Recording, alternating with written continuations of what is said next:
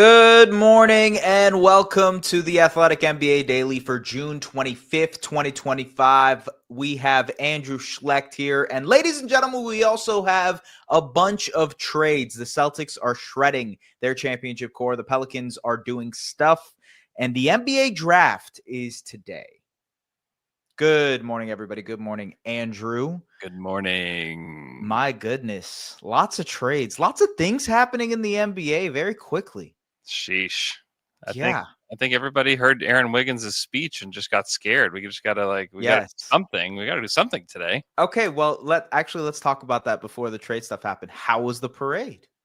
It was glorious. It was absolutely glorious. It's funny because when you think about Oklahoma City prior to the last few days, Oklahoma City is basically known for tragedy. And like I say it in in a very serious way. Like you think about the Oklahoma City bombing that happened in the 90s.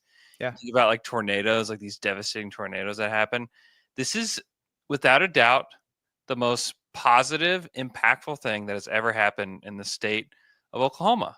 That's and it's awesome. very cool to be a part of it. I was born and raised in Oklahoma City. I've covered the Thunder for a long time. And so for that team to break through was very special. I think a lot of people will always remember that moment for the team and for the city and for everybody to kind of gather like that was really something special. I will credit the championship parade broadcast because I was watching it while I was at the gym this morning, and it's just a credit to how knowledgeable the fans in Oklahoma are because they knew everything about everything. They were like, the draft is tomorrow. We've got 2 picks. What are we going to do? And they're talking about the draft during the parade. I thought that was awesome. To your point, like the Aaron Wiggins speech was incredible. I've watched it a couple times since now. It's like the black hole to the NBA champion. That's just it was funny because we asked him about it. Is actually he was called the black. They were called the black eye of the NBA. Oh, the black eye, right? Yeah. By a man who will remain nameless. That's on NBA radio. Who may or may not have connections to Sam Presti and of the front office. Yeah, the Wiggins thing was amazing. It was hilarious because he's not a guy like the story I tell about Aaron Wiggins when I think about Wiggins doing that today is I was in the locker room one time and he's a pretty quiet guy kind of around media, and I was in post-game or pre-game availability and there wasn't really anybody in there, so I go to walk out and Aaron Wiggins crawls out from the inside of his locker. I didn't even know he was in the room. But he just kind of like creeps out of the locker and he's like kind of slithers out of the locker room. I'm like, Wiggs, I didn't know you were in here. What are you doing? Yeah. And then he, pulls that out. So it was very fun. Yeah, I loved it. I feel like everybody kind of like got out of their shell in that parade, right? We saw everybody kind of get loose. It was cool. It was very fun to see them. Them let loose and just enjoy it. Yeah, you know what? We often obsess over the trades, and we are about to obsess over some trades right now. Don't you worry. The worry. reason to do the trades is to get to where the Oklahoma City Thunder were just at. That's exactly to win a championship. Maybe not in the case of the Boston Celtics, who are taking apart a championship core. And I feel like we have to break down both of these trades together in a little bit. We'll start with the Jrue Holiday trade. So 2 nights ago, Jrue Holiday gets sent to the Portland Trailblazers, back to the Portland Trailblazers. If you remember, he got traded in the Damian Lillard trade to Portland, then got rerouted to Boston, won a championship there. But he's back in Portland. Anthony Simons and 2 second-round picks headed to the Boston Celtics. What were your thoughts initially for this trade? Well, the first thing was, am I dreaming? Because like, why are they trading for him again? Yeah. I guess to keep him this time. And it's just funny how differently the Blazers are positioned after a year. The fact that they trade for him, and this is clearly not a place for you right now, Jrue. Right. I guess not a year later, it's a couple years later. But like, this is clearly not a place for you. And that's actually, on second thought, maybe it is a little ways down the road. Yeah. Yes, it is. This is a great place for you. Just a couple years away. It's a kind of a cool story in that way. I like it for the Blazers. I think that it accomplishes a couple different things. I think it helps them, clear out their cap sheet and kind of sort out their backcourt. a little bit. And it brings in a guy who has such great experience across the NBA that can help you with, shore up your defense on the perimeter, and you can kind of help teach Scoot Henderson. So I love the deal for them. For Boston, I mean, what's going to happen with Anthony Simons here in Boston? Feels like a strange fit there, and like really, wow. So I love this trade for both teams. At first, I was like, okay, this is surprising. Maybe I'm a bigger Simons guy than consensus. I think that might be the case here, but I just think a guy who's as talented of a shooter as he is, in that offensive system where it's like, hey, we're still going to take 63s a game. Yeah, there's a world in which he kind of thrives there. That's my idea with what Anthony Simons can do, Yeah, I get it. And I guess whenever I think about this Boston team, I think about a team that can be like a guy that can be targeted on the other end. For sure. Like offensively, yes, I think it's going to be amazing. But when it comes down to it, like they're going to be trying to compete for titles whenever Tatum comes back. And you just see it in the playoffs. If there's a mismatch that exists, when you get down to the conference finals and the finals, it's hunting time. Like let's hunt whoever it is. Yeah. And I think Anthony Simons, who has no playoff experience, who will get hunted in those moments, I would just worry about him getting played off the court on the other end. So like that to me, it's an interesting fit, I would say. Hey, look, the main goal for Boston here was to get rid of Jrue Holiday's contract, and the fact that they didn't have to attach picks, actually got 2 second-round picks in return, along with Simons, and were able to kind of bet on this youngish guy to maybe get a little bit better. I feel like that's a huge win for them. And from Portland's perspective, I don't hate it because we've seen how important vets are to teams, in general, that want to take that competitive step. You think of, Tobias Harris and Malik Beasley in Detroit. You think of Fred VanVleet and Dylan Brooks in Houston. Teams who want to like just take that next step with their young core make a lot of sense. And also, it's kind of a testament to the confidence they have in Scoot Henderson, in Shaedon Sharpe, in Denny Avdia to eventually take those steps. I'm actually really high on the Portland Trailblazers in general. I tweeted this yesterday, but 44 wins next season is my lock. It's a July lock or a June lock that I'm making right now. That I'm really high on them. That's not that high. I think better than that. I just don't know. Also with the Simons thing, like, do you give him an extension? Like, what? Right. Yes. That's the thing that's confusing to me. Is like, they could also trade him again. That's the other part to this. Like they could move him down the road. So it adds that level of flexibility. Okay. Worth mentioning the other Celtics trade that went down, and that's Kristaps Porzingis. Porzingis, it's a 3-team trade. Porzingis gets sent to the Atlanta Hawks. The Nets received Terrence Mann and the 22nd pick. Nets now have 5 first-round picks. We'll talk about that in a little bit. But the Celtics get George Niang and a second-round pick and get out of the second apron. So they are officially under the quote-unquote, fake hard cap of the NBA. Thoughts on Porzingis to Atlanta? I kind of like this for Atlanta. I think that they needed to add some shooting, and Porzingis provides that from a spot that's really valuable. And now you have like, if he's healthy, you have this like Jalen Johnson, Porzingis front court. That's really the biggest question, though. If he's healthy, it's always the question. It is. But if you're Atlanta, like, what else are you doing? And how can you get a guy that has that kind of upside? Right. Trading what they traded. No, for sure. It just doesn't really exist. And so if you believe in this Trae Young-led team, you have to take some risks in order to get to where you want to go. And so I like it from that angle. I think it also allows you can play him next to Onyeka Okongwu if you wanted to. Yeah. Well, like there's just a lot that you could do with those guys. I like it from that stance. But yeah, health-wise, it's absolutely terrifying. But if you're thinking about, hey, maybe we can help him out. Maybe he can get over this illness in Atlanta. Like I don't know what to do with that, but I do like the basketball fit.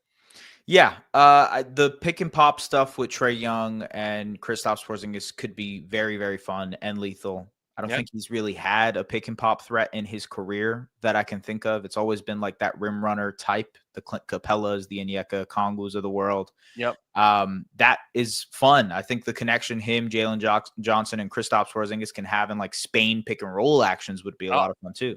Yeah. They basically gave up the 22nd pick for Kristaps Porzingis, who's better than that, but it was because the Celtics again were trying to shed salary. And the question I have for you, as we kind of round out the Celtics part of this, do you think that they end up trading Jaylen Brown or Derek White? I'll sprinkle in Derek White in there, but the real interest is Jaylen Brown. I don't think so. I think you got to hold on to those guys. I think you got to do whatever you can to hold on to those guys. You've done your financial work here. I think it's time to kind of ride it out. Listen, look at the Eastern Conference. It's wide open. Look at the East. Yeah, like, I'm not saying they'll make a finals run, but could this team win a round in the playoffs? Absolutely. It's not an insane take. And you also don't underestimate giving some of these other guys more touches toward the end of games and more ability to kind of spread their wings offensively to see what they've got. Because those experiences are extremely valuable. This is not a throwaway year for Boston. Yeah. This is a year to kind of explore what other guys can do as you wait for your best player to come back. There can be a lot of value had here. And so I just don't think you can just trade away these guys. Yeah, I'm also curious, like, what they do to round out the roster for the rest of the year, because they don't have any. I mean, Luke Cornett is an unrestricted free agent. They got to re-sign him. Yeah. Al Horford is an unrestricted free agent. Who knows if he wants to continue playing basketball at the age he's at right now. Yeah. At this point, it's like Xavier Tillman is their starting center. Like, what does that look like? Yes, I like the rest of their group, but they still got to round out this roster. And there's kind of conversation of them maybe trying to get into another first round pick or something like that in the draft. We'll see what the Celtics do, but clearly going to be a very busy summer for them. Very busy. They're going to be active doing a lot of stuff. And it's clear. A lot of times when teams make trades like this and make several trades, it's like, okay, something's not done. Yeah. Okay, Andrew, quickly, are you a Jordan Poole believer? I'm not a Jordan Poole believer. Okay. I guess it's like, what are you asking me to believe in is my first question. Are you believing in a guy who can put some buckets up for you? I honestly don't know. Yeah, I believe in that, but also Pelicans don't belong in the pool. All right. Yeah. Or the other way around. I don't know. Yeah. But it's not great. Okay, look, let me break down the trade. Break down the trade and then. Okay, so the New Orleans Pelicans have received Jordan Poole, Saddiq Bey, the 40th pick in the draft, and the Wizards take on CJ McCollum, Kelly Olynyk, and a future second-round pick. For the Wizards, this is just like they take on a bunch of expiring salary. They now have $100 million in cap space potentially next summer. So that's what the Wizards are trying to do. But the Pelicans now have Jordan Poole. That's the other side of this. Joe Dumars. Listen, man. Trading for Saddiq Bey, Troy Weaver. That's a Weaver guy. He's a Weaver guy. What are we doing here? What's going on? Why are we doing this? What's happening to my Pelicans roster that actually looks so fun and promising not that long ago? Not a believer in Jordan Poole. I certainly don't believe in the DeJounte Murray Jordan Poole backcourt. Don't like that. I don't know. I don't know what this team is becoming. I don't know what is happening to this team. I'd be very worried. You should be worried if you're a Pelicans fan, but I'd be a little bit more worried if I'm dealing for Jordan Poole, thinking that something's going to happen there to help turn my franchise around. This is two summers in a row. They've traded for players that I don't know are going to help you get to the place you want to be. And so, Jordan Poole's owed 31.8 this next year, 34 million the year after that, fully guaranteed. This roster is kind of a mess, in my opinion. Yeah. I honestly don't get where they're going. And so, I don't know what question they're trying to answer, but if Jordan Poole is the answer you come up with, then I'm concerned. Well, this is the first major transaction for the Joe Dumars era New Orleans Pelicans. And so I'm really curious, like, what the thought process was behind getting Jordan Poole here. Maybe it was just like, hey, I honestly and truthfully, in the Wizards games that I watched last year, I thought Jordan Poole was actually better than he was in his first year with the Wizards. Bar was on the floor, but he took a step at being a little bit more efficient, a little bit more concise, et cetera, et cetera. So I don't know. Maybe it's just a bet on a guy who might get better for you, and you're giving away some of these older pieces, and that's the gist of it. You know? And maybe they're just trying to fill the salary slot because CJ is going to expire. Yeah. And all you're trying to do is continue the salary spot as an asset. Right. And like, if that's the explanation, if that's the answer to the question, whatever the question we're trying to answer is, I'm okay with that. I'm okay with trying to do that. But if it's a basketball solution, again. Yeah, there's a lot of questions there. Not unless you know expansion's happening and you're moving to the East. Okay. Right. Yeah. New Orleans moving to the East. Oh, we've had this conversation before. Okay, anyways, coming up, we'll be back in a sec. We'll talk about the Mavericks contract extensions and more. The NBA draft. Okay, we are back talking about the Mavericks contract extension. So Kyrie Irving got extended. He declined his player option, extended for 3 years. I believe it was $119 million. And then Daniel Gafford also extended. That was a $20 million per year deal. How do you feel about the Mavs doing things, extending their guys, keeping their core together? Obviously, they're going to be taking Cooper Flagg tonight. Yeah. Thoughts on the Mavs moves? I like the Kyrie deal. I think it's good to get him locked in. When he was healthy, he was sincerely one of the best guards in the NBA. Yeah. Now he's coming off the ACL tear. It's a little scary about his age and everything, but my guess is that he'll be just fine. He's a guy that has made it through injuries before, kind of knows what it takes to get to the other side. Yeah. So I do love that for them. The Gafford deal is a really interesting one because when you look at the way this team is constructed, you kind of think they needed to trade Gafford. But with the extension that they gave him, he's still tradable, which I think is very interesting because now he actually might hold a little bit more value to some teams out there on this extension. So I like it from that standpoint. It still gives them options. You didn't trap yourself for the next 6 months with having, like, we all know that AD is probably a starting center in the NBA. But he doesn't want to be that. He wants to be starting power forward. Right. Yeah, great. But you're drafting Cooper Flagg, who plays what position? Yeah, exactly. Power forward. So, like, what are we doing here? I like that it gives them options. I like that it potentially adds a little bit more value to Gafford. I like those things about it. I don't think there's any problem with a $20 million contract for anybody in this league. I think that's an easy one to get out of. I think that it's like 10% of the cap or whatever it is. It's fine. It's a fine deal. I think it's good business done by the Mavs. I don't know what else you would do. And so I like getting these things done in Dallas. I'm kind of surprised that it from Gafford's side, though, because all the reporting was he wants starter money. He wants a starting role. Yeah. And I'm not sure that maybe that's the purpose here. It's like he's going to start ahead of Lively and Lively will be coming off the bench. But that seems backwards in process. So I'm kind of surprised that this was the deal. And also $20 million is not starting center money anymore because of the way that the cap is going up. It's like $30 million is starting center money. So I'm surprised from Gafford's side. Bench for the Mavs would be my question. Daniel Gafford, PJ Washington, maybe. Start 3? Yeah, I guess so. Yeah, Najee Marshall coming off the bench. They have no guards. They have this Brandon Williams guy who I like, but after that, they have no other guards. This Brandon Williams guy. Other than that, I have no idea. I think he's good. Yeah. Yeah, it is.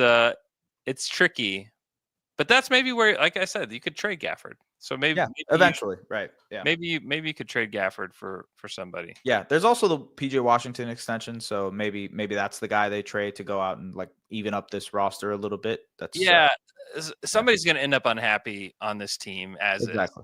That's the thing about it is it's not only you have an imbalanced roster, Mm-hmm. TJ Washington should play a lot of minutes. Daniel Gafford should play a lot of minutes. Derek Lively should play a lot of minutes. Anthony Davis should play a lot of minutes. Cooper Flagg. All these guys should play a lot. And so you can't be like, hey, everybody, we're all going to play you 19 minutes a game. Like, what are you talking about? Like, yeah. There has to be a take here. Yeah, there has to be a through line here with what the plan is. Okay, let's talk about the NBA draft. It's happening tonight. I'm so excited. You can't even believe how excited I am for this. We're gonna do a live show as well, so come and hop on with us and yes, react to everything that's happening with the draft. Duo live during the NBA draft live. In action. But yeah, no, I'm so excited for the draft. Like, genuinely cannot be more excited for it. I've really dived deep because that's just the way this draft has worked out for me, truthfully. Yeah. Very intrigued by what the Nets are doing. They now have 5 first-round picks in this draft. Are they moving up? Are they buying into another lottery? Are they doing something else? Are they trading for a big guy? I don't know what they're doing, but it's fishy. And I'm intrigued. Okay, we thought it would be cool to do a little exercise. I will draft a player for your team, the Oklahoma City Thunder. And you will draft a player for my team, the Toronto Raptors. Love it. Would you like to go first? I'll go first. Okay. Yeah. Okay. All right. At number 9. Yeah. I've fallen in love with this guy as a draft prospect. Okay. Give me Cedric Coward. I like it. I would love it. For the Raptors. I believe in his shooting upside, which is something that needs to be said about whoever the Raptors draft, right? Like, very true. Yeah, very true. Yeah. Could use some more shooting. I like him a lot. I think he's a guy that could do a lot of things off the ball, on the ball. I think that defensively, he's got some potential as well. He's been a draft riser throughout the process. He's kind of a bigger guard. I don't know. I just really like Cedric Coward. I think that he could be a really fun player there, and I think that he can play right away. There's other guys in this range that I just wonder, could they play right away? There's also some Raptors-y players. There's a lot of Raptors-y players in that range. Shoot it in that range that I would be a little terrified of joining them. Like, can we give Scotty some shooters? Please. That's all I want. Like, let's stop getting guys that just drive the ball to oblivion. Like, we need guys that can shoot it. Yeah, I agree. It would be great to have Cedric Coward. I think he would be awesome. He's also one of those guys where it's like, I would love for the Raptors to acquire another pick in order to get a guy like Cedric Coward. He is a bucket. He just is a professional scorer.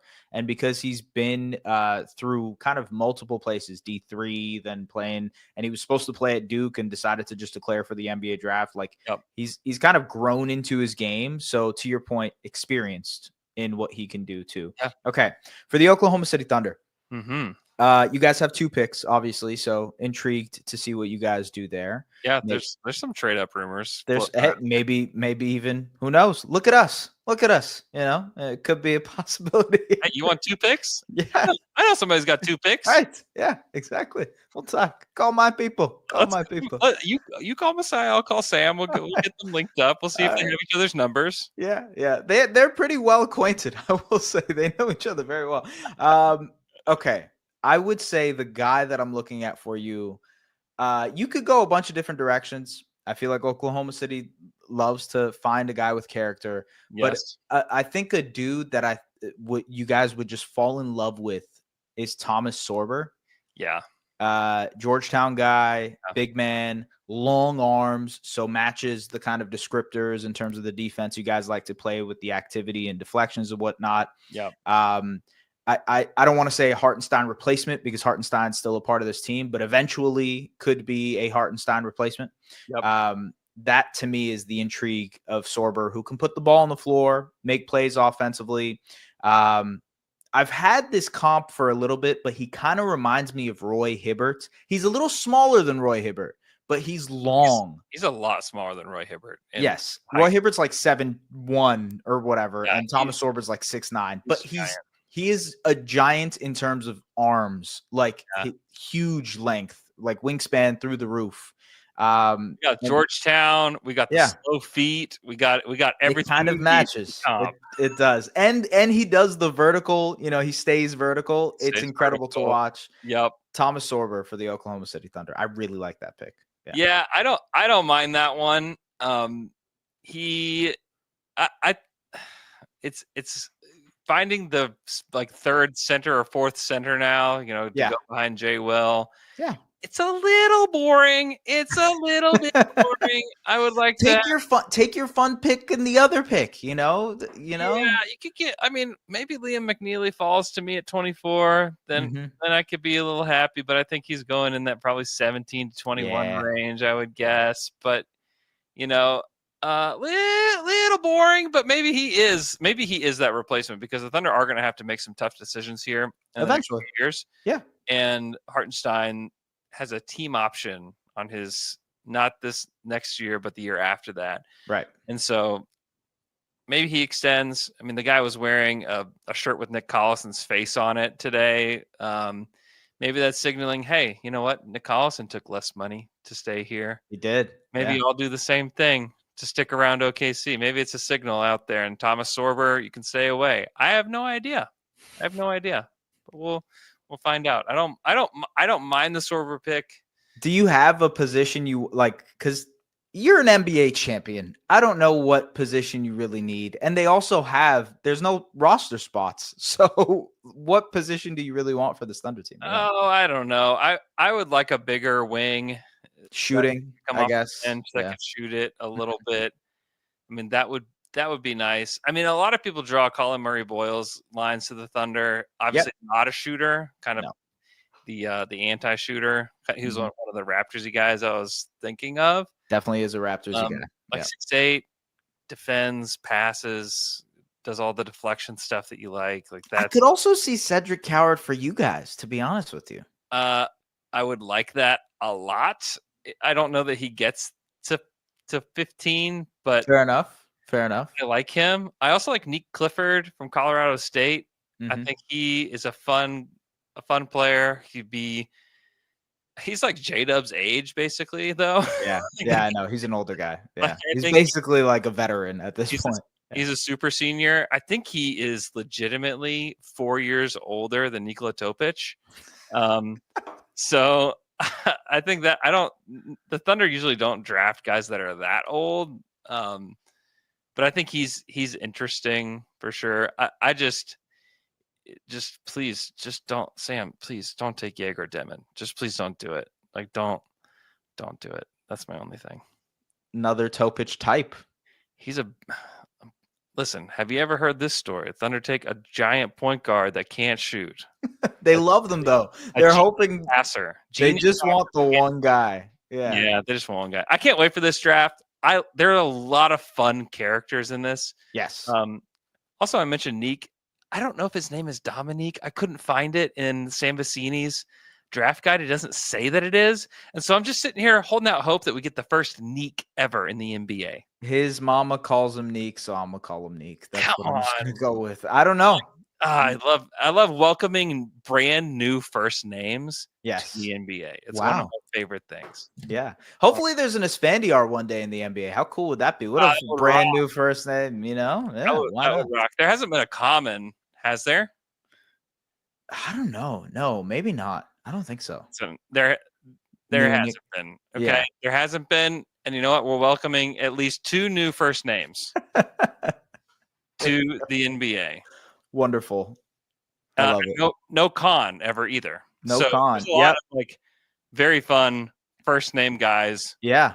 Kasparis. Probably not a Kasparis. Probably not. Get ready, Basketball Reference. You're getting a Kasparis. Anybody on 2K now who wants to create a My Player and your name is Con, you're welcome. Yep. Kasparis, you're welcome. There has been a VJ before. I don't know. I'm sorry. I'm taking everybody on this weird journey of my brain right now when it comes to the league. No, it's okay. It's okay. This is what the people want. Okay, folks, again, tap into our live stream talking about the NBA draft. It's going to be myself, Andrew. It'll be a lot of fun. We'll talk about the draft. We'll react. if anything crazy happens. And I imagine something crazy will happen because that's the world that we live in the NBA. Folks, as always, thank you for tapping in. Do the liking, subscribing, and things that you guys usually do to make sure this YouTube channel gets the support it requires. Appreciate you. Thank you, Andrew. Appreciate you as well. See you guys later. Take care.